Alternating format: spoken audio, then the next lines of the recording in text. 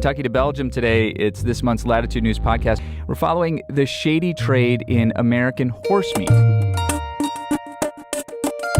They are always saying, oh, you are in Baghdad, not in Salt Lake City. Baghdad and Salt Lake City? Not exactly the twinning you'd expect. Because we live in a globalized world, there's a whole new category of stories crying out to be told. That's why I started Latitude News, because you can't build a wall anymore between what's happening over there and over here.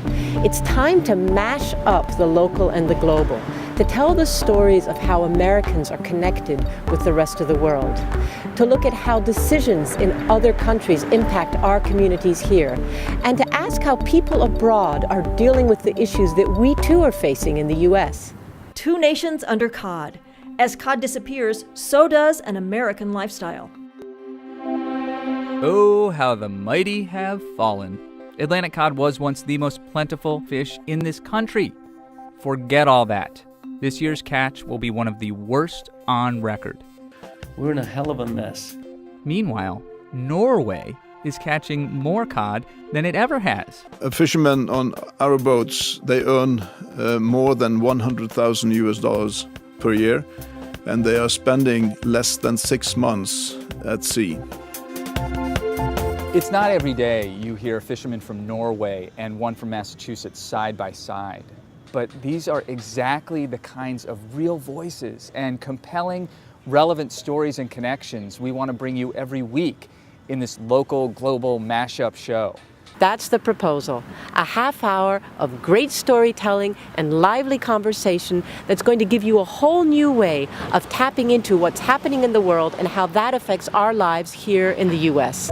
The toll of Russian vodka on American families.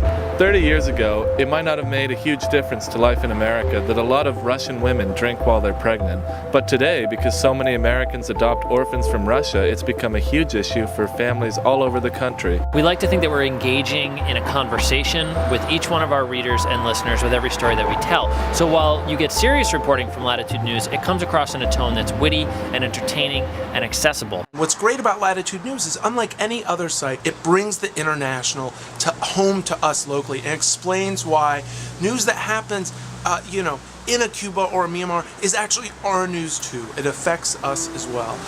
Latitude News has been up as a website for over a year. We've been producing our monthly podcast for the Public Radio Exchange since this summer. But we've got so much great material coming through every day. That's why the time is right for a weekly show.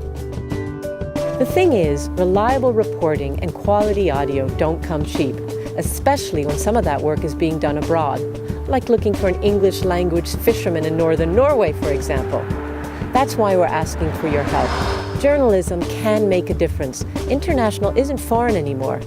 Help us tell the stories about how Americans are connected with the rest of the world. Thank you for your support.